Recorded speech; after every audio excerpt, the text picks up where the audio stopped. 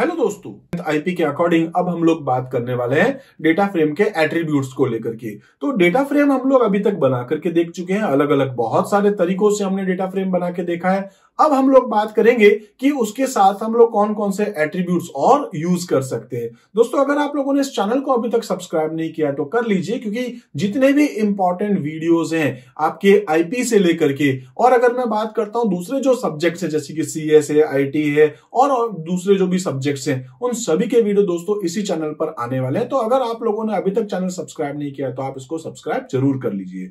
Start करते हैं दोस्तों। सबसे पहले हम लोग यहां बात करेंगे डेटा फ्रेम के एट्रीब्यूट्स आखिर होते क्या है। तो when you create a data frame object, all information related to it, यानी कि जो डेटा फ्रेम है जैसे कि उसकी साइज क्या है, उसका डेटा का टाइप क्या है, ठीक है, और ऐसे बहुत सारे अलग अलग टाइप के एट्रीब्यूट्स हैं, वो सब हम लोगों को मिल जाते हैं। कुछ अलग अलग एट्रीब्यूट्स को यूज कर सकते हैं उसके थ्रू, ठीक है, is available through it's attribute. तो एट्रीब्यूट के थ्रू हम लोग उसकी साइज, उसके डेटा के टाइप और भी दूसरी जो भी इंफॉर्मेशन होती है किसी डेटा फ्रेम की, वो सब हम लोग यहां यूज कर पाएंगे।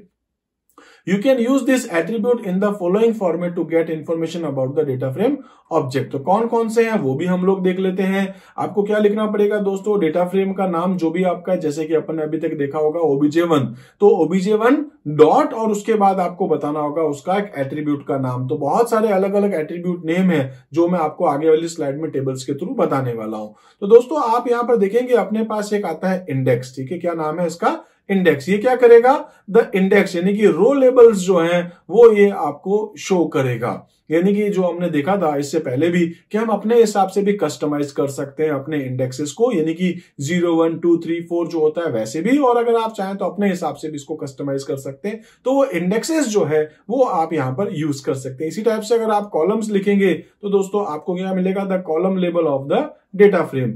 इसी टाइप से अगर आप देखेंगे आपको मिलता है एक्सेस, तो ये क्या करेगा, return a list representing both the axes, यानी कि जो भी आपके पास एक्सेस है, इंडेक्सेस है आपके पास, ठीक है, इंडेक्स 0 और इंडेक्स 1, यानी कि रो और कॉलम्स वाइज अपन जो देख रहे थे वो आपको यहां देखने को मिल जाएगा।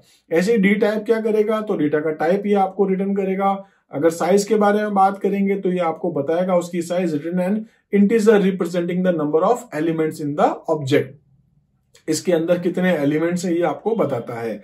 अगर आप शेप के बारे में बात करें तो उसके डायमेंशन बताएगा। जनरली 2D होता है, लेकिन 2D में भी शेप में अगर आप देखें तो कितनी रो और कितने कॉलम्स हैं आपके पास। इसी टाइप से अगर आप वैल्यूज देखेंगे तो ये आपको क्या करेगा, return a नंपाई representation of the data frame. तो डेटा फ्रेम का नंपाई रिप्रेजेंटेशन करके आपको ये वैल्यू भेजेगा।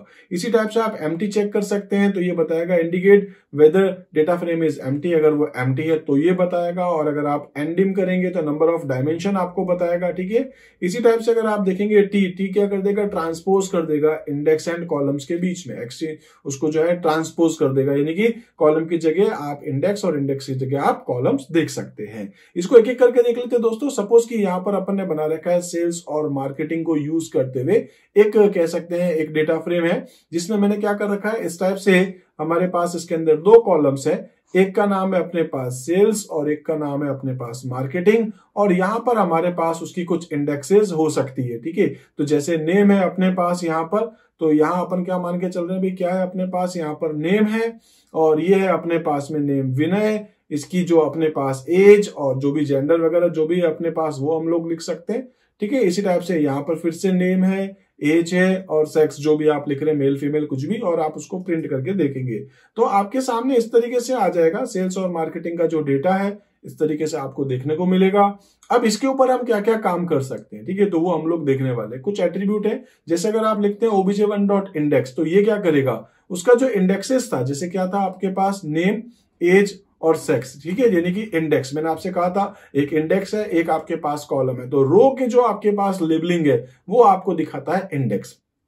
अगर आप यहां जाके लिखते हैं obj1.columns, तो ये क्या करेगा, आपको दिखाएगा इसके अंदर क्या है, सेल्स और मार्केटिंग, 2 टाइप के आपके पास इसमें कॉलम्स हैं, ठीक है। और अगर आप यहां लिखते हैं एक्सेस, तो ये क्या करेगा, आपको एक्सेस दिखाएगा, एक है नेम, एक है एज, एक है सेक्स और साथ में सेल्स और मार्केटिंग, यानी कि इन दोनों का कॉम्बिनेशन करके आपको दिखाएगा। एक्सेस, दोनों एक्सेस ये आपको दिखाएगा कि उनके इंडेक्स क्या है और उनके कॉलम्स क्या है। इसी टाइप से आपके पास नेक्स्ट अगर अपन देखें तो अपने पास आएगा obj1.d टाइप्स। अगर आप देखना चाहते हैं तो यहाँ आपके पास सेल्स क्या है, एक टाइप का ऑब्जेक्ट है, और मार्केटिंग भी क्या है, एक टाइप का ऑब्जेक्ट है। ऑब्जेक्ट क्यों है, क्योंकि ये पर्टिकुलर अगर अपन सेल्स के बारे में बात करें और मार्केटिंग के बारे में बात करें तो डिफरेंट डिफरेंट टाइप का डेटा है आपके पास, तो ये अपने आप में एक ऑब्जेक्ट है, कॉलम्स। इसी टाइप से हम यहाँ पर बात करेंगे getting number of rose in a data frame. ठीक है, नंबर ऑफ रोज, उसमें नंबर ऑफ रोज कितनी ये पता करना है तो आप क्या लिख सकते हैं, लेन। लेन एक फंक्शन है जो कि आप स्टार्टिंग से देख रहे होंगे, मैंने आपको क्लास 11 में भी बता रखा, 12th में भी आप यहाँ पर यूज कर सकते हैं, किसी पर भी आप लेन ऑफ,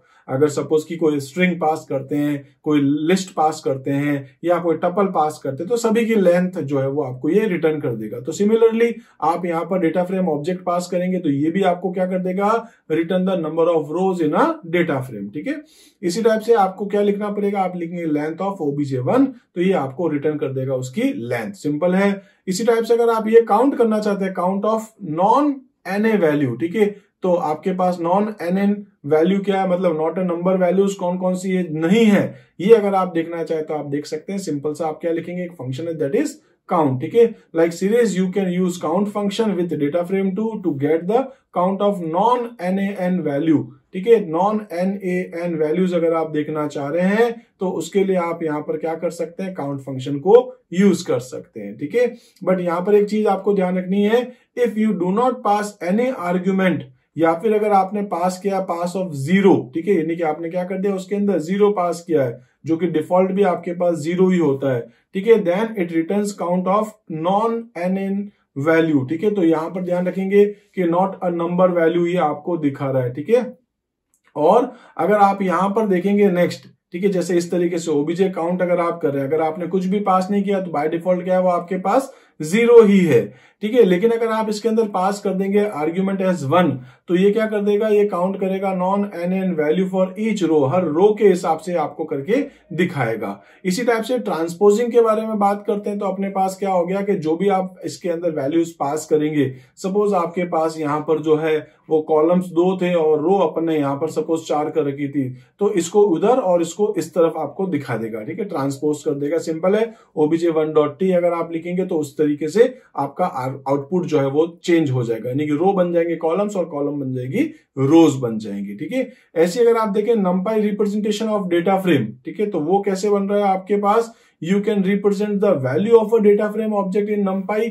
ठीक है, तो उसके लिए आप क्या कर सकते हैं, आपको लिखना पड़ेगा obj1.values, तो वो आपको वैल्यूज दिखा देगा। ठीक है, और इसी टाइप से आप यहां पर जो है, क्योंकि वैल्यूज मैंने आपसे कहा था ये पूरी की पूरी वैल्यूज दिखाएगा, और वैल्यूज क्या करेगा, जैसे कि मैंने आपसे पहले भी कहा था कि रिप्रेजेंट करेगा। कैसे करेगा, आपके पास जो भी ND एरेज या numpy एरेज को यूज करते हुए आपको वैल्यू भेजेगा, जो आप यहाँ देख सकते हैं। तो obj1.values आपको वैल्यू दिखा देता है। ठीक है, तो ये बहुत बेसिक चीजें दोस्तों, एक एक करके आप इनको एग्जीक्यूट कर सकते हैं। जैसा कि हमने स्टार्टिंग में एक डेटा फ्रेम बनाया, कोई भी डेटा फ्रेम बना सकते हैं, और इन डेटा फ्रेम को आप यहाँ पर प्रैक्टिकली खुद भी कर करके जरूर देखिएगा। ठीक है, तो इस तरीके से दोस्तों आज हम लोग एक बार इतना ही देख लेते हैं। इनकेस कोई भी डाउट है, कुछ भी कंफ्यूजन है, कुछ कहना चाहते हैं तो कमेंट सेक्शन में कह सकते हैं। और मैं आपसे हर वीडियो के लास्ट में एक ही बात कह रहा हूं दोस्तों, कि जैसे अभी मुझे दोस्तों आप लोगों के सपोर्ट की बहुत ज्यादा जरूरत है, जितना ज्यादा आप इस वीडियोस को शेयर कर सकते हैं अपने दोस्तों के बीच में जिनको यहाँ आईपी से रिलेटेड कंटेंट चाहिए, तो दोस्तों आप उनसे भी कहिए कि आप इन वीडियोस को लाइक जरूर करें, सब्सक्राइब करें चैनल, जिससे कहीं ना कहीं दोस्तों मुझे जो है वो थोड़ा और मोटिवेशन मिलता रहे और मैं कुछ अच्छा काम करता रहूं। तो मिलते हैं दोस्तों हम लोग अपने अगले वीडियो में, तब तक के लिए आप मेरे साथ जुड़े रहिए। Thank you.